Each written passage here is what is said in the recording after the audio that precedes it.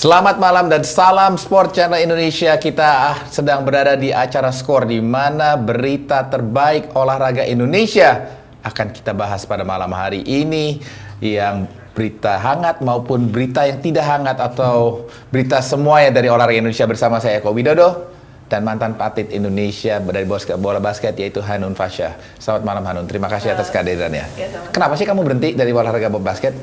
Karena saya memiliki tujuan awalnya di tahun 2015, saya harus mengakhiri karir basket saya, dan saya juga akan menyelesaikan kuliah saya di tahun 2015. Dan menurut Anda hasilnya Anda di kuliah dan juga basket mencapai target dari apa yang kamu impikan begitu? Iya, karena impian saya sama di bola basket itu saya mau mendapatkan medali di SEA Games. Dan itu saya mendapatkannya di tahun 2015, mendapatkan medali perak. Dan di tahun 2015 juga, setelah saya mendapatkan medali perak, saya menyelesaikan kuliah saya. Nah, dengarlah pemirsa atau pencinta olahraga dimanapun Anda, orang tua dan juga bapak-bapak, bahwa olahraga itu bisa memberikan terbaik bagi karakter anak-anak Anda. Ini buktinya di sini sendiri, di mana mencapai yang tertinggi, mendapat medali, dan juga selesai sekolah dan sekarang bekerja. Ya, baiklah pemirsa, kita kembali kepada acara Skor, di mana kita akan membahas beberapa hal berita hangat. Kembali kepada, walaupun sekarang musim kompetisi mobil F1 sudah hampir selesai, di mana Lewis Hamilton dan Nico Rosberg yang menjadi kedua pembalap dari satu tim ini akan mencari gelar juaranya. Dikatakan bahwa Rio Haryanto menyatakan peluang untuk kembali balapan lagi di F1 karena sudah punya modal pengalaman dibandingkan pendatang baru. Menurut Anda skor atau tidak skor ini? Tidak skor, karena balap Formula 1 itu adalah olahraga yang kursinya pun harus dibeli. Ustadz, sehingga ketika seorang Rio mengatakan dia punya pengalaman, pemain lain ataupun atlet yang lain juga punya pengalaman. Cuma masalahnya sekarang ujung-ujungnya punya uang nggak untuk membeli kursi atau membeli seatnya itu, dan tampaknya memang agak berat bagi Rio. Menurut Anda? Saya setuju sama Mas Eko. Jadi skor? Karena sama atau bagaimana? Karena kalau menurut pengalaman pasti semua pembalap F1 punya pengalaman, tinggal ada sponsor atau tidaknya untuk menuju ke sana. Sekarang saya membalik, Anda karena mengikuti olahraga atau F1 tidak salah. Menurut Anda apa yang dilakukan oleh Rio Haryanto tersendiri ya selama musim kemarin ini, itu sesuatu keberhasilan tersendiri atau tidak bagi dia? Walaupun setengah jalan sudah diberhentikan begitu, menurut Anda? Menurut saya suatu keberhasilan tersendiri, karena Rio Haryanto merupakan orang Indonesia pertama yang bisa tampil di ajang F1. Dan itu Rio Haryanto membuktikannya, walaupun seperti yang Mas Toto bilang tidak sampai selesai. Tapi saya sebagai orang Indonesia cukup bangga melihatnya. Dia terlalu nice ya. Karena menurut saya itu buang-buang waktu saja, buang uang. Karena memang keberadaan Rio Haryanto ini kita ketahui begitu dia join dengan grup manornya atau gitu. Kita ketahui memang harus menggunakan dana begitu besar. Bagaimana publik Indonesia juga menyeru-menyerukan atau menunggu bahwa siapa tahu bisa mendapatkan hasil terbaik. Tapi memang kenyataan bahwa semua mobilnya atau mobil manor itu bukan dibandingkan dengan mobil-mobil lain. Itu sangat jauh begitu performa. Jadi tidak saja pembalap tersebut, tapi yang disebut atlet, mesin mobil itu juga yang lebih penting begitu ya. Jadi di balap F1 itu siapa yang punya engine bagus, ya itulah yang nomor satu. Sehingga ketika Lewis Hamilton dan Nico Rosberg mendapatkan engine yang bagus, kemudian mendapatkan tim yang bagus, dan juga dukungan finansial yang luar biasa, ya mereka akhirnya jadi tim bagus. Gimana gini, saya bicara mengenai harus pembalap atau engine sebenarnya. Ingat sekali bahwa beberapa tahunnya Petronas juga disetir oleh pembalap Malaysia sendiri, yaitu Alex Yoong. Ingat kan waktu itu? Tapi performanya juga buruk. Michael Schumacher juga sedemikian, di situ juga buruk kan? Karena Alex Yoong tuh pernah punya penyakit di pinggangnya, di punggungnya ini ada sedikit trauma, sehingga untuk menjadi seorang atlet yang perfect sama seperti Michael Schumacher agak sulit karena bagi pembalap seperti Yoong, pinggang ataupun punggung itu menjadi istilah penumpang badan yang harus 2 jam dia konsentrasi dengan prima 100% harus mengendalikan kendaraannya itu. Jadi memang itu salah satu sebagai atlet ini, kalau kita melihat kalau kita memantau dari Rio, sangat disayangkan bahwa apakah karirnya cuma sampai di sini saja, begitu ya. Baiklah, misalnya kita tetap saya kepada balapan mobil, di mana balapan. Sumatera Selatan berambisi untuk menggelar motor GP Grand Prix yang sedang menyiapkan sirkuitnya di Jakabaring. Memang saya katakan bahwa Sumatera Selatan itu giat sekali untuk membenah atau kan memberikan terbaik untuk olahraga Indonesia. Kita ketahui sudah pernah menjadi tuan rumah SEA Games, lalu Islamic Game, lalu Pekan Olahraga Nasional. Jadi 3 berturut-turut. Sekarang ini menjadi salah satu tuan rumah di Asian Games. Dan sekarang saya tanya, skor atau tidak skor bahwa Sumsel itu akan menjadi tuan rumah motor GP?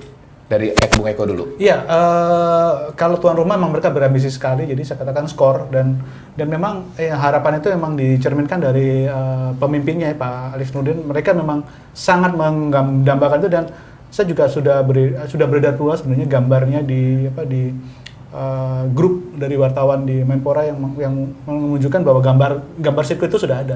Jadi tampaknya memang impiannya tinggal menunggu kenyataan. Tidak skor.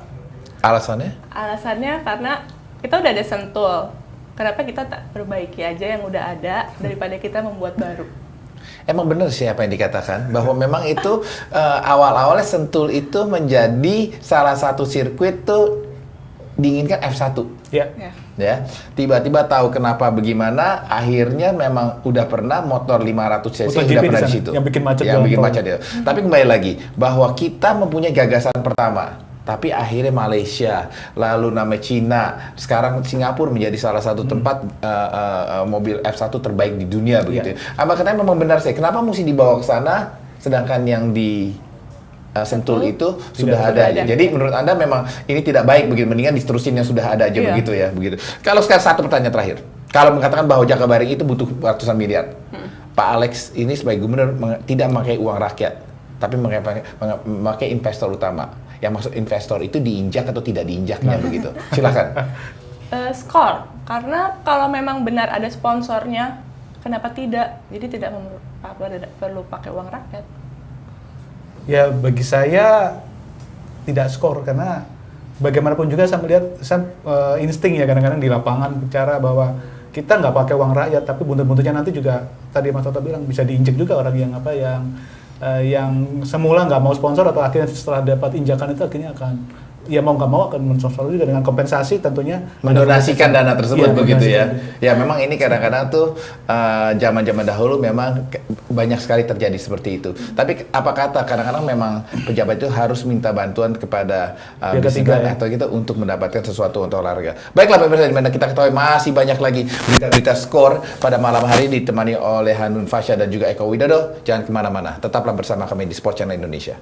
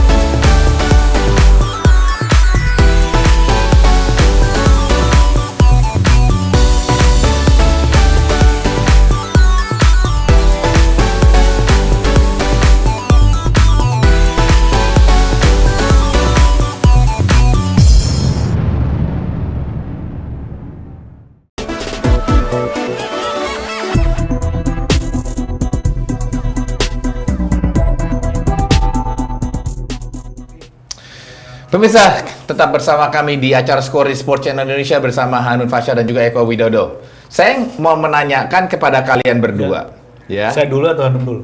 Kalau kamu dulu aja. Tapi kasih Hanum dulu aja, karena dia seorang ladies first ya. Jadi saya nanya begini, ya. Olahraga bina raga, oke? Oke. Selain adik Rai, sebutkan nama atlet binaraga. Salah. Kamu. Levirun the best. Siapa itu? Levirun bebas. Begini ya, ini kita katakan kenapa saya membawakan nama Binaraga ya. Ada 2 binaragawan Indonesia meraih medali emas di kejuaraan dunia di Irlandia. Ya. Pengurus masih merasa kurang perhatian untuk cabur tersebut. Menurut Anda, yang saya maksud bukannya tanggapan daripada pengurus Binaraga, tapi sekarang ini kita dari mata pemerintah.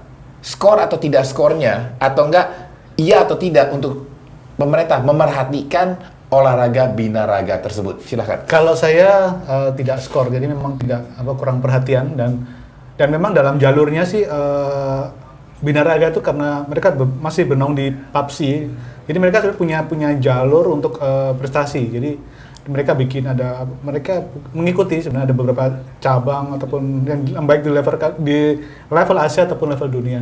Tapi memang kalau negara memberikan perhatian khusus kepada binaraga, saya rasa belum muncul, dan justru angkat besinya sekarang diperhatikan daripada binaraga.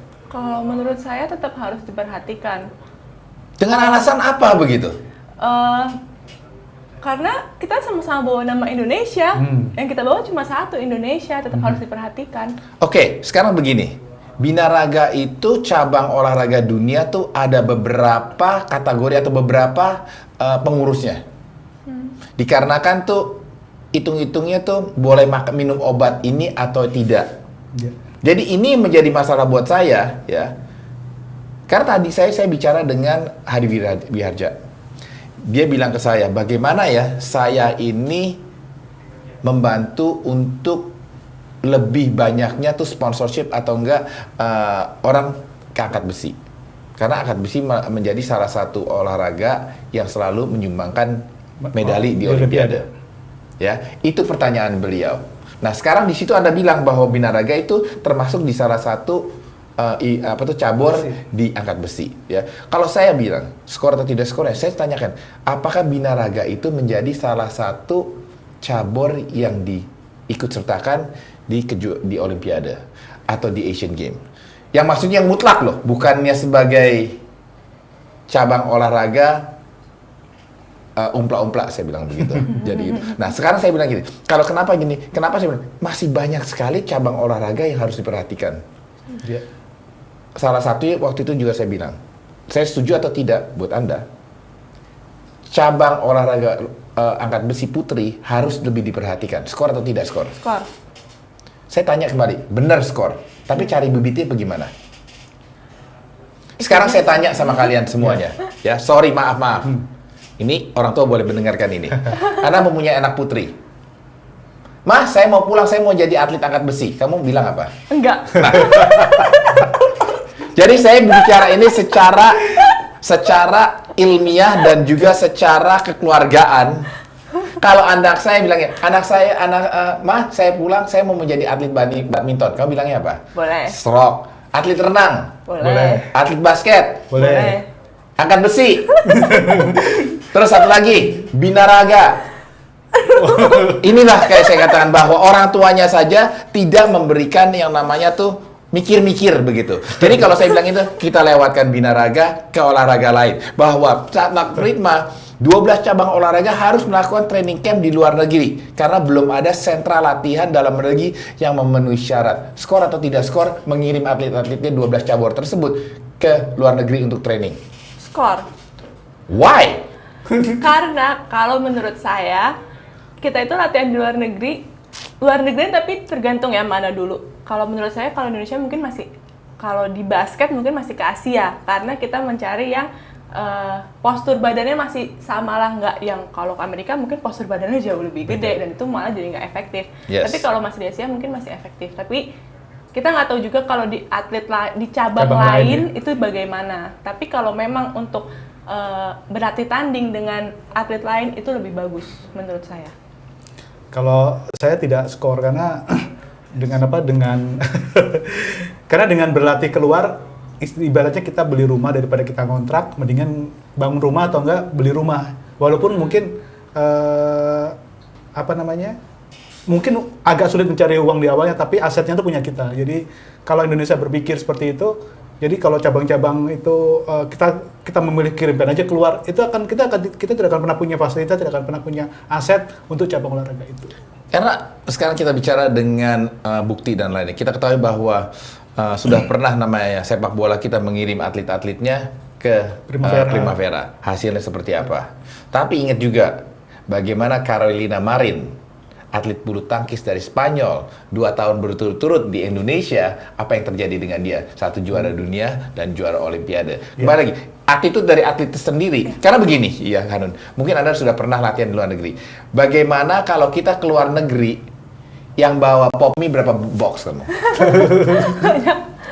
Banyak. Bener kan? Ini salah satu tuh orang Indonesia tuh banyak tuh tidak bisa tuh hidup tuh tanpa namanya tuh homesicknya tuh. Betul. Ya. Ya, sedangkan pop mie ini kamu tahu sekali bahwa itu salah satu, ya saya nggak mau menjelek-jelekan itu, tumanya itu bukan makanan atlet, bener kan? Tapi dibawa-bawa semua kan? Nah, inilah kembali lagi, attitude dari atlet itu sebenarnya. Tapi perut Mas Toto, kalau tidak dipenuhi mungkin bisa mempengaruhi. Mungkin Hanum juga nggak bisa latihan kalau tiba-tiba suruh makan kentang terus tidak ada selingannya kan. Saya mau bilang mau kentang atau mau apa, oke lah, tapi kan ada namanya lain-lainnya. Ya jadi ada pasta dan memang bener kalau kita tuh orang Indonesia bilang tuh harus ada sambal dan harus ada kecap dan harus ada nasi. Bener kan itunya? Itu jadi kenyataan sendiri. Jadi memilih atlet itu tidak saja dari kemampuannya, tapi juga tuh isi perutnya seperti apa dan lain. Karena saya ingat sekali Bob Hasan, olahragawan salah satu orang terbaik di Indonesia mengatakan gini, sehebat-hebatnya waktu itu atlet dari Papua, kalau ingat saya waktu itu Julius Uwe, dasar lomba terbaik di Indonesia waktu itu, mengatakan bahwa dia asalnya awal-awalnya itu makannya dengan sagu. Dia sekarang harus ke Indonesia atau ke Jakarta training, tiba-tiba harus dadakan makan steak, makan ini, itu tetap nggak bisa, susah. Nah inilah kembali lagi, kalau Anda berencana berkeluarga, mungkin anaknya harus dimakannya yang benar begitu. International food. Bener kan gitu ya. Baiklah pemirsa, kita masih banyak sekali membicara bahwa kita juga membicarakan Olympic Center, pelaksanaan IKASI. IKASI tahu kan, anggar segala macam. Kita akan membahas juga badminton Indonesia yang baru saja bermain di kejuaraan bergu untuk junior begitu. Jangan kemana-mana, tetaplah bersama kami di Sport Channel Indonesia di acara Skor.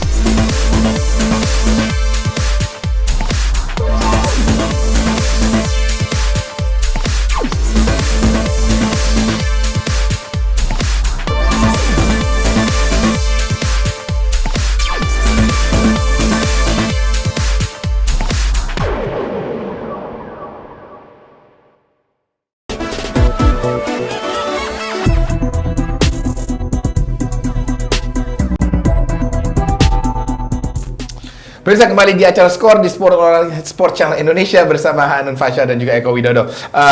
Tadi saya mengatakan bahwa Olympic Center menjadi solusi cabur yang belum punya sarana pelatihan pasca renovasi GBK. Kemana aja selama ini ya? Iya, kemana aja selama ini. Nah itu menurut Anda tuh membuat Olympic Center dikarenakan renovasi di GBK. Skor atau tidak skor? Aisyah, apa tuh Hanun? Tidak skor, karena kalau di Olympic Center banyak atlet, banyak cabang yang berlatih di situ, pasti itu akan penuh banget dan itu nggak akan efektif untuk pembagian waktunya. Oke.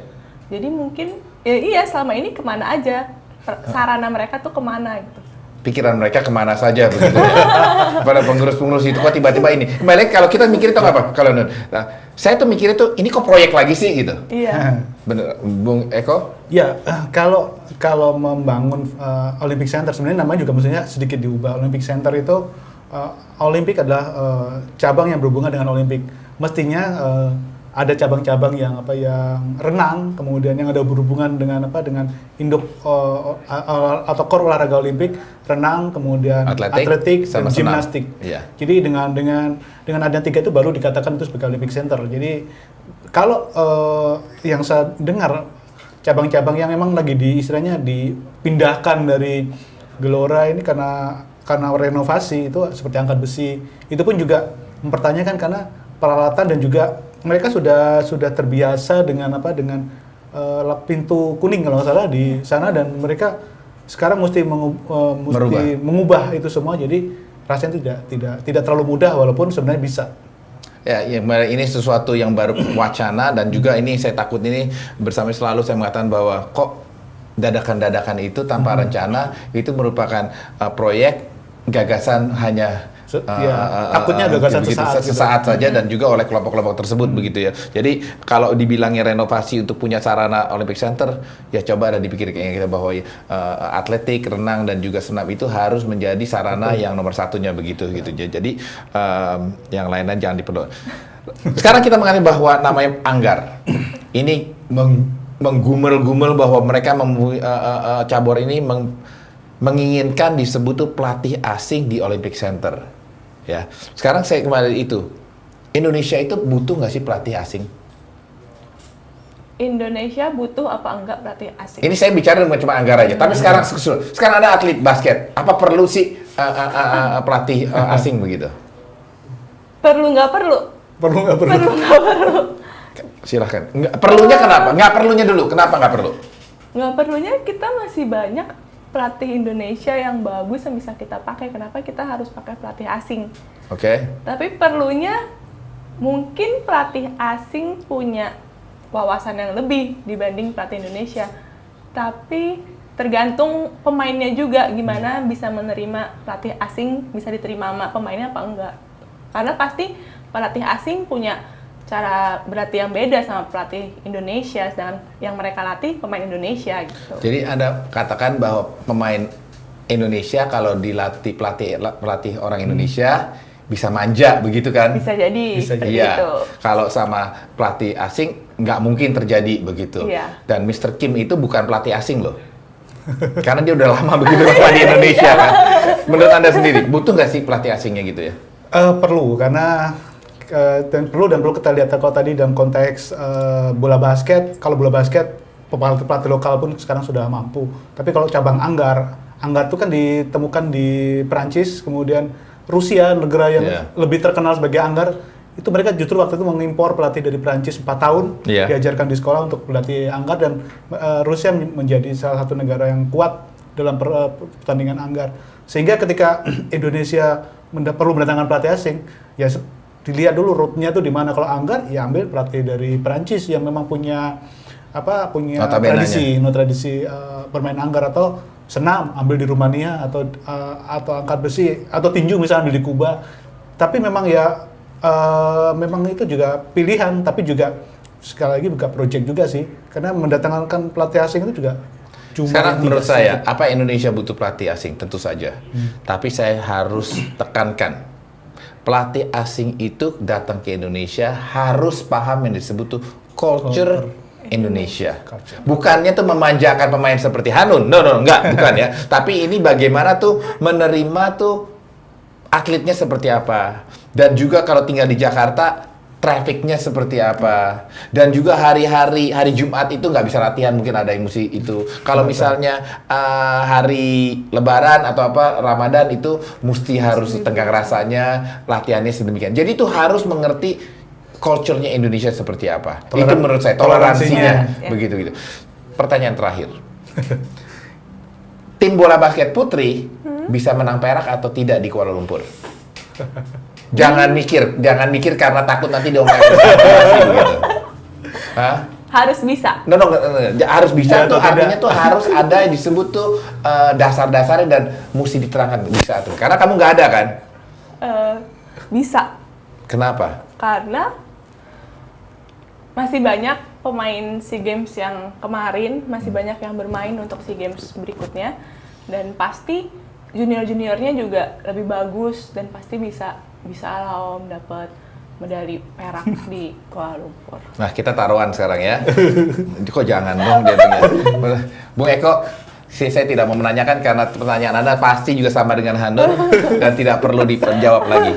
Terima kasih pemirsa bahwa pada malam hari ini memang sedikit istimewa dengan kehadirannya mantan pemain bola basket Indonesia putri yang berhasil memenangkan medali perak di tahun 2015 lalu di Singapura, Hanun Fasha. Bung Eko, terima kasih kehadirannya. Hey, jangan kemana-mana setiap hari Senin dan hari Jumat pukul 19 waktu Indonesia Barat.